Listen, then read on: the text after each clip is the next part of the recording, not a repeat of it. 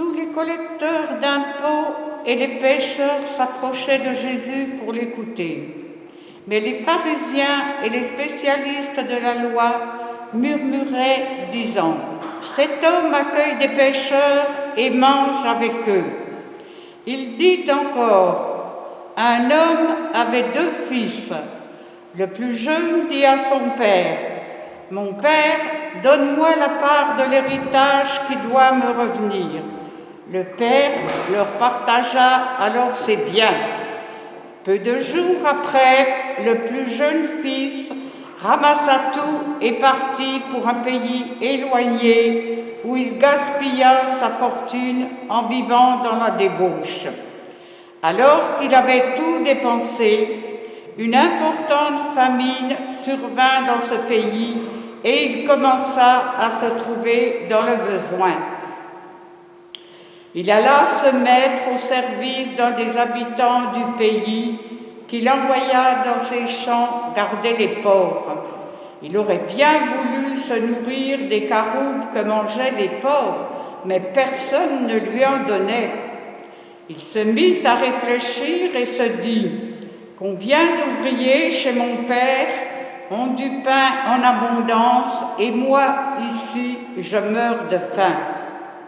Je vais retourner vers mon père et je lui dirai « Père, j'ai péché contre le ciel et contre toi. Je ne suis plus digne d'être appelé ton fils. Traite-moi comme l'un de tes ouvriers. » Il se leva et alla vers son père. Alors qu'il était encore loin, son père le vit et fut rempli de compassion. Il courut se jeter à son cou et l'embrassa. Le fils lui dit « Père, j'ai péché contre le ciel et contre toi. Je ne suis plus digne d'être appelé ton fils. » Mais le père dit à ses serviteurs « Apportez vite le plus beau vêtement et mettez-le lui. Passez-lui un anneau au doigt et mettez-lui des sandales aux pieds. Amenez le veau qu'on a engraissé et tuez-le. Mangeons et réjouissons-nous, car mon fils que voici était mort et il est revenu à la vie. Il était perdu et il est retrouvé. » Et ils commencèrent à faire la fête. Or, le fils aîné était dans les champs. Lorsqu'il revint et approcha de la maison, il attendit la musique et les danses. Il appela un des serviteurs et lui demanda ce qui se passait.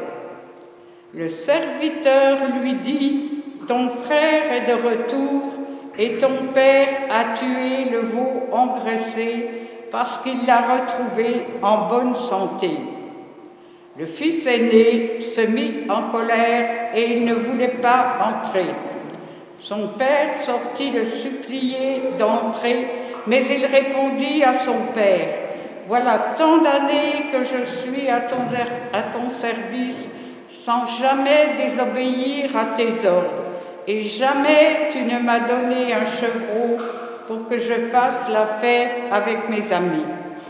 Mais quand ton fils est arrivé, celui qui a mangé tes biens avec des prostituées, pour lui tu as tué le veau engraissé. » « Mon enfant, lui dit le père, tu es toujours avec moi et tout ce que j'ai est à toi.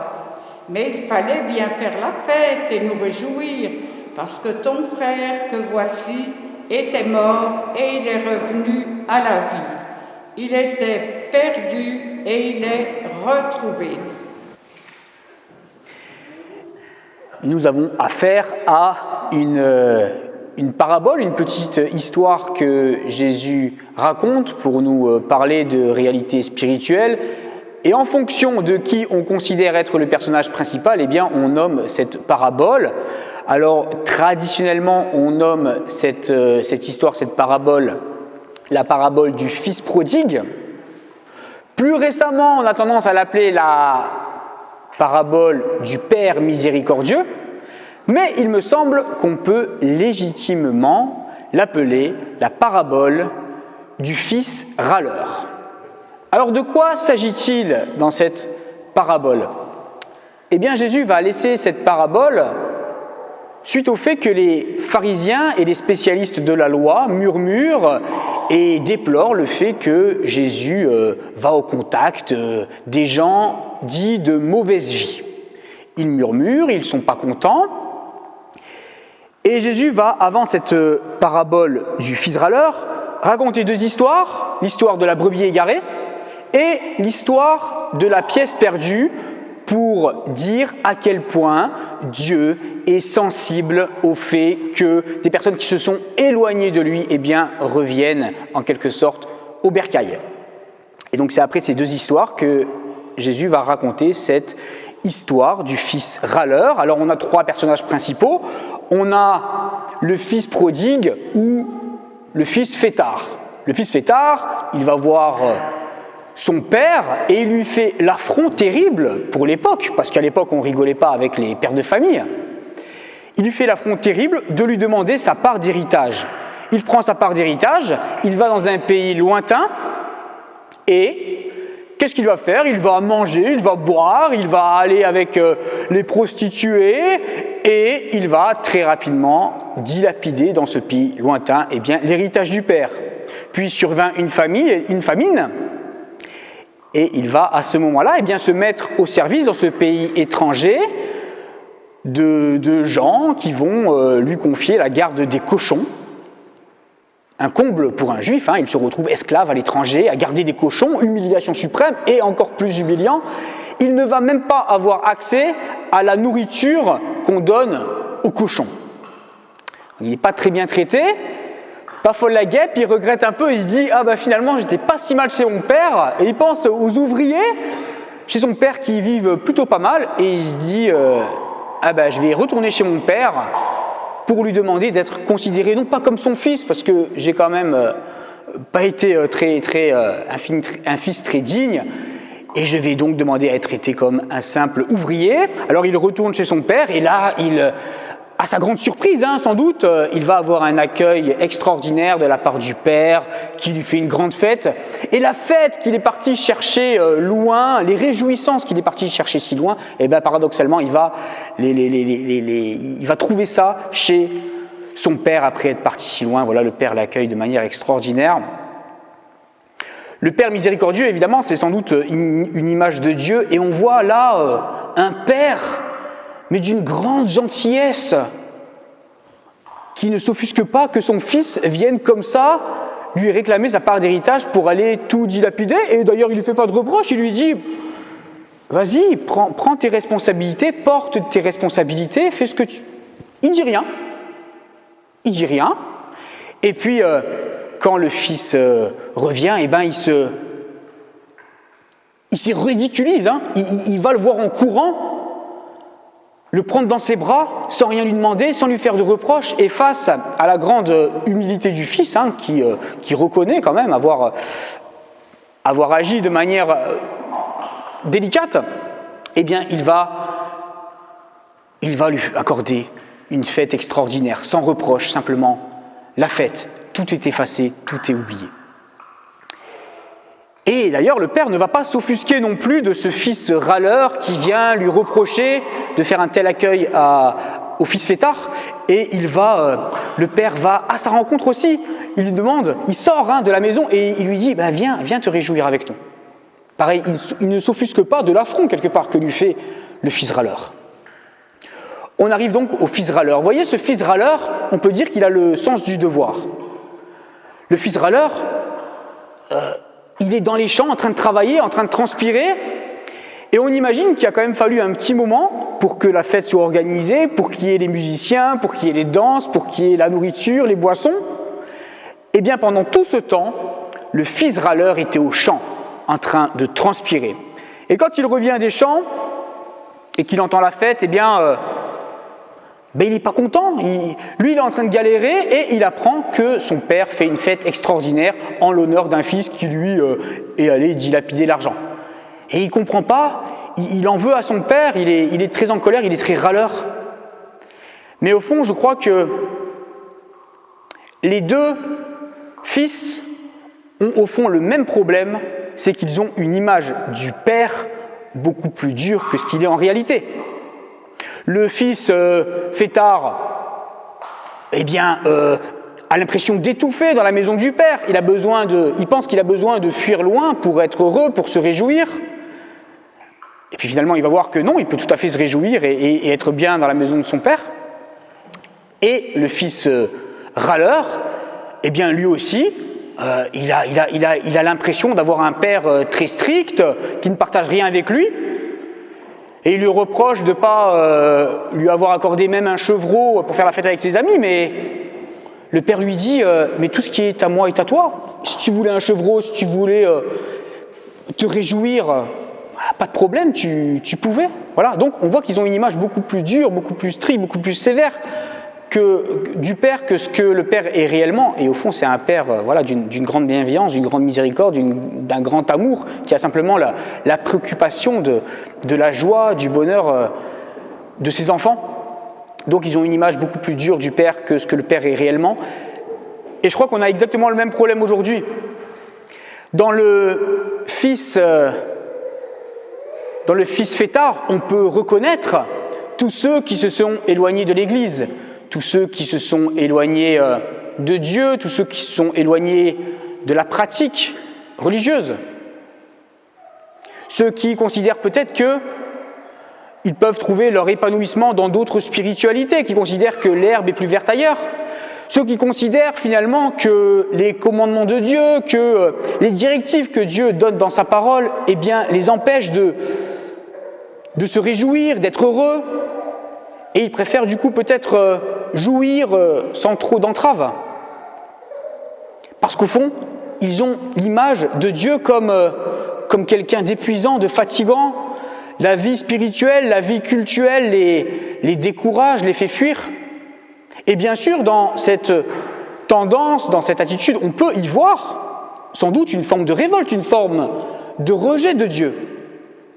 Mais je crois qu'on peut aussi y voir autre chose. Est-ce que l'Église sait toujours manifester que la vie avec Dieu, c'est quelque chose de réjouissant, c'est quelque chose qui rend heureux, c'est quelque chose qui rend joyeux, c'est quelque chose qui remplit de paix, c'est quelque chose qui procure un épanouissement. Et finalement, ça renvoie à l'image de Dieu. Est-ce que l'Église sait toujours renvoyer une image de Dieu comme un Dieu qui a profondément de l'amour, de la compassion, de la bienveillance, de la confiance pour ses enfants? Et dans le fils râleur, on peut peut-être y voir ceux qui finalement n'ont pas quitté le navire, ceux qui n'ont pas quitté le bateau de la foi, ceux qui n'ont pas quitté le bateau de la pratique. On peut s'y voir nous finalement. On peut s'y voir nous, non que nous sommes râleurs. Je ne dis pas que nous sommes râleurs, ça nous arrive de râler, moi le premier. Non, nous ne sommes pas râleurs, mais je crois qu'il faut être prudent de ne pas le devenir. Posons-nous la question. Est-ce que nous nous comportons avec Dieu dans notre vie chrétienne, dans notre vie spirituelle, dans notre vie cultuelle, comme des enfants ou comme des esclaves? Est-ce que nous avons profondément l'image d'un Dieu qui nous fait confiance, qui veut nous voir enthousiastes, qui veut nous voir heureux, qui veut nous voir joyeux, qui veut nous voir en paix, ou alors est-ce que nous avons l'image d'un Dieu comme quelqu'un de dur et d'exigeant, qui nous appelle à remplir notre devoir, qui nous dit « il faut faire ci, il faut faire ça ». Quelle image avons-nous de Dieu? Et je crois qu'il y a autre chose que partagent finalement le fils râleur et le fils fêtard. C'est un certain matérialisme. Le fils fêtard, il est matérialiste au sens où il pense trouver son bonheur et son épanouissement dans une jouissance sans entrave, dans le fait de profiter, comme on dit, des bonnes choses de la vie sans entrave, en se laissant aller à ses désirs, à ses pulsions. Et le fils râleur, il pense trouver son bonheur, en tout cas son service à la maison du Père, et le sens de son service dans la maison du Père, en faisant, en étant dans l'action, en étant dans le faire, en étant dans le devoir. Quand j'ai commencé le ministère, il y a un collègue qui m'a dit dans le ministère pastoral, il faut être dans l'être et non dans le faire. Il faut être dans l'être et non dans le faire. Et je crois que c'est valable pour toute la vie et pour toute la vie chrétienne. Est-ce que ce que nous faisons nous encourage spirituellement? Est-ce que ce que nous faisons nous enthousiasme? Est-ce que ce que nous faisons nous rend heureux dans notre être profond? Est-ce que ce que nous faisons nous réjouissons? Est-ce que ce que nous faisons a du sens et nous donne du sens et remplit notre être de paix, de joie, de réjouissance? C'est, je crois, une question qu'on peut se poser. Et l'histoire ne dit pas si finalement le fils râleur va faire un bon accueil au fils fêtard. L'histoire ne le dit pas. Mais je crois que nous devons être prudents que le poids de nos responsabilités, notre sens du devoir ne nous rende pas irritables, ne nous épuise pas. Je crois que nous devons toujours être préoccupés par le sens de ce que nous faisons en Église. Et je pense notamment à tous nos bâtiments, à tous les bâtiments qui sont un réel poids dans notre vie paroissiale. Je parle là de notre vie paroissiale plus précisément. Je ne suis pas né ici, je n'ai pas grandi ici, je ne peux même pas imaginer l'importance que chacun vous donnez, à quel point vous aimez les bâtiments qui sont les nôtres. Mais je crois qu'il ne faut pas perdre de vue que nous sommes avant tout au service des gens et non des bâtiments. Que le but, c'est que de la vie de l'Église, c'est que nous manifestions de la présence et de l'amour vis-à-vis des gens et non vis-à-vis des bâtiments. Et finalement, le sens des bâtiments, c'est ce que nous y vivons, c'est cette relation au Père. Et c'est le fait que nous manifestions dans notre vie chrétienne, dans notre vie paroissiale, eh bien, qui est Dieu? C'est un Dieu bienveillant, c'est un Dieu qui nous invite à vivre une forme d'épanouissement, à nous réjouir. Et ce n'est pas un Dieu qui veut simplement que nous transpirions, que nous souffrions. Bien sûr, on peut dire dans la vie chrétienne et dans la vie de l'Église, plus précisément, il y a toujours à faire, il y a toujours du travail. Mais est-ce que ce que nous faisons a du sens? Est-ce que ça nous remplit vraiment de joie? Est-ce que ça nous permet d'avancer? Est-ce que ça nous renforce dans l'amour de Dieu? Voilà, chers amis, je crois que c'est légitime d'appeler cette parabole la parabole du fils râleur. Pourquoi? Parce que Jésus s'adresse aux pharisiens et aux spécialistes de la loi. Les pharisiens et les spécialistes de la loi qui sont si prompts à râler, qui sont si prompts à critiquer, qui sont si prompts à juger, qui vivent au fond leur foi et leur spiritualité comme quelque chose de lourd, comme quelque chose de pesant, qui ont un réel sens du devoir, mais qui finalement ont du mal à vivre leur foi de manière réjouissante, ont du mal à goûter finalement à la joie, à la paix, au bonheur que Dieu veut accorder à ses enfants. Voilà, chers amis, soyons vigilants à ce que notre sens du devoir, notre sens des responsabilités ne nous fasse pas oublier le sens de tout ce que nous faisons. Ne nous fasse pas oublier que ce que Dieu veut avant tout, c'est que nous nous réjouissions en sa présence, que nous vivions notre foi avec enthousiasme et qu'au fond, nous soyons toujours disponibles pour les autres. Les pharisiens, ils avaient un tel sens du devoir qu'au fond, ils n'avaient plus d'amour à donner aux autres. Ils n'en pouvaient plus, ils étaient saturés. Ne perdons pas de vue que Dieu nous appelle avant tout à nous enthousiasmer et veut nous combler de joie, de paix, de bonheur au plus profond de notre cœur, au plus profond de notre être, que c'est ça l'essentiel et que c'est aussi cet amour et cette relation avec Dieu que nous sommes appelés à véhiculer et à transmettre à tous ceux qui pourraient avoir envie de revenir au bercail. Ne perdons pas le sens de ce que nous faisons, soyons guidés non pas par le sens du devoir, mais d'abord par le sens de l'amour pour un Dieu qui nous aime et par l'amour et l'accueil que nous sommes appelés à réserver à tous ceux qui pourraient revenir à la maison du Père. Amen.